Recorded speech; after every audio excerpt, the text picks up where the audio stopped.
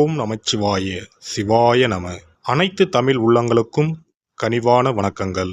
நிகழும் ஸ்ரீ மங்களகரமான குரோதி ஆண்டு மார்கழி மாதம் 17ஆம் தேதி புதன்கிழமை அன்று தனுசு ராசி உத்திராடம் நட்சத்திரத்தில் கன்யா லக்கணத்தில் இந்த மகத்தான ஆங்கில புத்தாண்டு பிறக்கிறது. இந்த வருட ஆரம்பத்தில் கிரக நிலைகள் என பார்த்தால் குரு பகவான் ரிஷபராசியில் வக்ர நிலையில் சஞ்சாரம் செய்கின்றார். கடகராசியில் செவ்வாய் பகவான் வக்ரம் மற்றும் நீச நிலையில் சஞ்சாரம் செய்கின்றார். கன்னி ராசியில் கேது பகவானின் சஞ்சாரமும், விருச்சிக ராசியில் புதன் பகவானின் சஞ்சாரமும், தனுசு ராசியில் சூரியன் மற்றும் சந்திர பகவானின் இணைவும் இருக்கும். கும்பராசியில் சுக்கிரன் மற்றும் சனி பகவானின் சஞ்சாரம் இணைந்திருக்கும். அடுத்ததாக மீனராசியில் ராகு பகவானின் சஞ்சாரம் இருக்கும். இவ்வித கிரக நிலைகளை கொண்டு இந்த 2025ஆம் வருடம் ஆரம்பமாகிறது. இந்த புத்தாண்டில் சனி பெயர்ச்சி, குரு பெயர்ச்சி, ராகு கேது பெயர்ச்சி என முக்கிய கிரகங்களின் பெயர்ச்சிகள் நடைபெற உள்ளது. இதன் காரணமாக சில ராசிக்காரர்களுக்கு குடும்பம், வேலை, தொழில் என அனைத்து விதத்திலும் முன்னேற்றம் ஏற்பட வாய்ப்புள்ளது. பிப்ரவரி 4ஆம் தேதி குரு பகவான் ரிஷபராசியில் வக்ர நிவர்த்தி அடைகிறார். மார்ச் 29ஆம் தேதி சனி பெயர்ச்சி நடைபெற உள்ளது.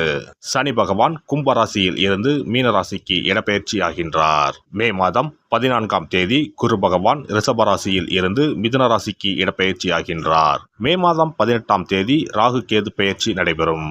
ராகு பகவான் கும்பராசிக்கும் கேது பகவான் சிம்மராசிக்கும் இடப்பெயர்ச்சி ஆகின்றனர். இந்த கிரக அமைப்பு மற்றும் பெயர்ச்சியினால் உங்கள் வாழ்வில் ஏற்பட போகும் சுபபலன் என்ன என்பதனையும், அசுப பலன் ஏற்படுமாயின் ராசிக்காரர்கள் செய்ய வேண்டிய பரிகாரம் என்ன, வழிபட வேண்டிய தெய்வம் யார் என்பதனை பற்றியும் விரிவாக காண்போம். பிறக்கப் போகும் இந்த ஆங்கில புத்தாண்டு உங்கள் வாழ்வில் வளமும் நலமும் செல்வ செழிப்பும் பெற்று வாழ்வில் உயரிய நிலையை அடைய எல்லாம் வல்ல எம்பெருமானை வேண்டி விரும்பி கேட்டுக்கொள்கிறேன். மீனராசி அன்பர்களே, இந்த ஆண்டின் தொடக்கத்தில் சில ஏற்ற தாழ்வுகளை சந்திக்க நேரலாம். வாக்குவாதங்கள் ஏற்படக்கூடும் என்பதால் உங்கள் மனைவியுடன் கவனமாக நடந்து கொள்ள வேண்டும்.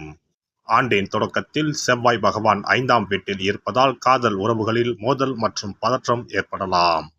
உங்கள் செலவுகளும் அதிகமாக இருக்கும். ஆண்டின் 2ஆம் பாதியில் உங்கள் சூழ்நிலையில் மாற்றங்கள் இருக்கும். வெளியூர் பயணம் செல்லும் வாய்ப்புகள் உண்டாகும்.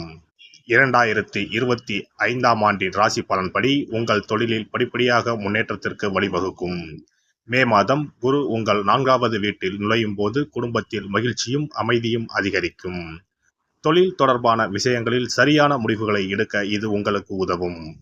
மனதளவில் புதிய கண்ணோட்டம் பிறக்கும். தந்தை வழியில் இருந்து வந்த கருத்து வேறுபாடுகள் குறையும். செயல்பாடுகளில் இருந்து வந்த மந்தத்தன்மை படிப்படியாக விலகும். அரசு வழியில் எதிர்பார்த்த மானியம் கிடைக்கும். விவசாயத்தில் இருந்து வந்த பிரச்சனைகள் குறையும்.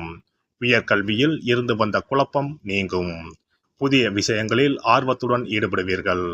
வீட்டில் மனதிற்கு விரும்பியபடி மாற்றங்களை செய்வீர்கள். இளைய சகோதரர்கள் வழியில் சுப விரயங்கள் ஏற்படும். கலாச்சாரம் தொடர்பான விஷயங்களில் ஈடுபாடு உண்டாகும். கலைத்துறையில் இருப்பவர்களுக்கு திறமைகள் வெளிப்படும். எடுத்துச் செல்லும் உடைமைகளில் விழிப்புணர்வுடன் இருப்பது நன்மை தரும். வெளியூர் தொடர்பான பயணங்களால் புதிய அனுபவம் கிடைக்கும். கொடுக்கல் வாங்கலில் கவனம் வேண்டும். ஆசைகளை குறைத்துக் கொள்வது பல சிக்கல்களை தவிர்க்க உதவும். உடல் ஆரோக்கியத்தில் இதுவரை இருந்து வந்த இன்னல்கள் படிப்படியாக குறையும். நரம்பு சார்ந்த பிரச்சனைகள் விலகும். மனம் விட்டு பேசுவதன் மூலம் தெளிவு பிறக்கும். நீண்ட நாட்களாக இருந்து வந்த பிரச்சனைகள் குறையும். அவ்வப்போது வயிற்றில் சிறு சிறு பிரச்சனைகள் தோன்றி மறையும். பெண்களை பொறுத்தவரை மனதில் புதுவிதமான ஆசைகள் உண்டாகும். தனம் சார்ந்த சிந்தனைகள் மேம்படும். குடும்ப உறுப்பினர்கள் வழியில் ஒத்துழைப்பு கிடைக்கும். பார்வை தொடர்பான பிரச்சனைகள் விலகும். கொடுத்த வாக்குறுதிகளை நிறைவேற்றுவீர்கள். சஞ்சலமான சிந்தனைகளை தவிர்ப்பது நல்லது. சுபகாரிய முயற்சிகள் கைகூடி வரும். மாணவர்களுக்கு உயர்கல்வி தொடர்பான தேடல் அதிகரிக்கும். புதிய விஷயங்களில் ஆர்வத்தோடு கலந்து கொள்வீர்கள். இணையம் சார்ந்த துறைகளில் திறமையை வெளிப்படுத்துவீர்கள். விளையாட்டு போட்டிகளில் ஈடுபட்டு பரிசுகளை பெறுவீர்கள். ஆசிரியர்களின் ஆலோசனைகள் புதிய மாற்றத்தை ஏற்படுத்தும். பணிபுரிவோருக்கு உத்தியோக பணிகளில் புதிய அனுபவம் ஏற்படும். சிறு சிறு முயற்சிகளில் கூட அலைச்சல்கள் அதிகரிக்கும். புதிய தொழில்நுட்ப விஷயங்களில் ஆர்வத்தோடு கலந்து கொள்வீர்கள். சில நுணுக்கங்களை அறிந்து கொள்வீர்கள். உயர் அதிகாரிகள் பற்றிய கருத்துக்களில் விவேகம் வேண்டும். தனிப்பட்ட விஷயங்கள் பகிர்வதை தவிர்க்கவும். வியாபாரிகளுக்கு வியாபாரத்தில் இருந்து வந்த நெருக்கடியான சூழல்கள் மறையும். அரசு வகையில் சில உதவிகள் கிடைக்கும். வேலையாட்கள் வழியில் இருந்து வந்த கருத்து வேறுபாடுகள் மறைந்து ஒற்றுமை அதிகரிக்கும். கால்நடை வியாபாரத்தில் அனுகூலம் ஏற்படும். புதிய முதலீடுகளில் ஆலோசனை பெற்று முடிவெடுப்பது நல்லது. வர்த்தக விஷயங்களில் பொறுமை வேண்டும். புதிய வியாபாரம் குறித்த சிந்தனைகள் மனதில் அதிகரிக்கும். அரசியல்வாதிகள் மனசாட்சிப்படி செயல்படுவதற்கான வாய்ப்புகள் உண்டாகும். சிந்தனைகளை செயல்படுத்தும் போது அலட்சியமின்றி செயல்படவும். உடன் இருப்பவர்களால் மாற்றமான அனுபவம் ஏற்படும். நிர்வாகத்தில் சில மாற்றங்களை செய்வதற்கான சூழல் அமையும். ஆன்மீக பணிகளில் ஆர்வம் உண்டாகும். புதன்கிழமை தோறும் நல்லெண்ணெய் தீபம் ஏற்றி பெருமாளை வழிபாடு செய்து வர சுபகாரியங்கள் கைகூடி வரும். சிறப்பு தொகுப்பு 2025ஆம் ஆண்டு சிறப்பாக அமைய புத்தாண்டு அன்று இதை மட்டும் செய்தால் போதும். 2025ஆம் ஆண்டு புத்தாண்டை வரவேற்க அனைவரும் ஆவலாக காத்திருக்கிறோம்.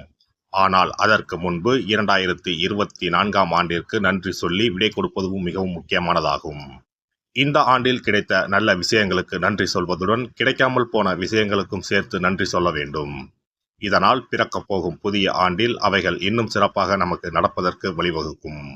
2025ஆம் ஆண்டிற்கான காலண்டர் வாங்குவதற்கு முன் அதில் வேறு எந்த நிறுவனத்தின் பெயரோ எதுவும் இல்லாததாக பார்த்து வாங்கி வீட்டில் வைக்க வேண்டும். குறிப்பாக மகாலட்சுமி, வராகி அம்மன் படத்துடன் இருக்கும் காலண்டரை வாங்கி வீட்டில் வைப்பது நல்லது.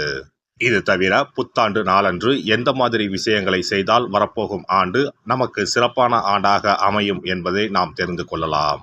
ஒவ்வொரு ஆண்டும் ஆங்கில புத்தாண்டோ அல்லது தமிழ் புத்தாண்டோ எதுவாக இருந்தாலும் சரி, பிறக்கப் போகும் புதிய ஆண்டு சிறப்பாக இருக்க வேண்டும். இந்த ஆண்டிலாவது நம்முடைய கஷ்டங்கள் தீர வேண்டும் அல்லது நினைத்த காரியம் கைகூட வேண்டும் என்று அனைவரும் நினைப்பதுண்டு. ஆண்டு முழுவதும் நல்லபடியாக அமைய புத்தாண்டு அன்று நாம் சில விஷயங்களை மேற்கொள்ள வேண்டியது ரொம்ப முக்கியம். இதனால் புதிய ஆண்டு உங்களுக்கு ஆரோக்கியம், சந்தோஷம், செல்வ வளம் நிறைந்த ஆண்டாக அமையும். புத்தாண்டு அன்று காலையில் எழுந்தவுடனேயே நாம் குளித்து விடுவோம். அப்படி நாம் குளிப்பதற்கு முன் குளிக்கின்ற நீரில் 3 முக்கியமான பொருட்களை சேர்ப்பது மிகவும் நல்லது. அந்த தண்ணீரில் முதலில் சிறிது கல்லுப்பை சேர்க்க வேண்டும். கல்லுப்பு நமக்கு இருக்கும் கண் திருஷ்டி, எதிர்மறை ஆற்றல்கள் ஆகியவற்றை அகற்றிவிடும். அடுத்ததாக சிறிது மஞ்சள் தூளை அதில் சேர்க்க வேண்டும். இதுவும் எதிர்மறை ஆற்றல்களை நீக்கி வாழ்வில் மங்களங்களை நிறைய செய்யும். மூன்றாவதாக சிறிது சுத்தமான பாலை சேர்க்க வேண்டும். அது பசும்பாலாக இருப்பது மிகவும் சிறப்பானது. இவை 3மே மகாலட்சுமியின் அம்சமானவை என்பதால் இவற்றை நீரில் கலந்து குளித்தால் அந்த ஆண்டு முழுவதும் நமக்கு மகாலட்சுமியின் கடாட்சம் கிடைக்கும். அடுத்ததாக புத்தாண்டு அன்று காலையில் வீட்டின் வாசலில் சிறிதளவு மஞ்சள் தடவி அதன் மீது அரிசி மாவில் கோலமிட வேண்டும். அதன் மீது ஒரு அகலில் மஞ்சள் நிற திரியிட்டு நெய் விட்டு தீபம் ஏற்ற வேண்டும். அதற்கு பிறகு வீட்டிற்குள் நல்லெண்ணெய் தீபம் ஏற்றி அன்னாசி பூ நறுமணம் கொண்ட ஊதுபத்தியை ஏற்றி வைத்து வழிபட வேண்டும்.